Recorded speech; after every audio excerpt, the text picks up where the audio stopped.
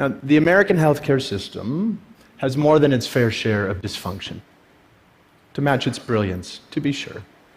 I'm a physician now, a hospice and palliative medicine doc, so I've seen care from both sides. And believe me, most everyone who goes into healthcare really means well. I mean, truly. But we who work in it are also unwitting agents for a system that too often does not serve. Why? Well, there's actually a pretty easy answer to that question. And it explains a lot. Because healthcare was designed with diseases, not people, at its center. Which is to say, of course, it was badly designed.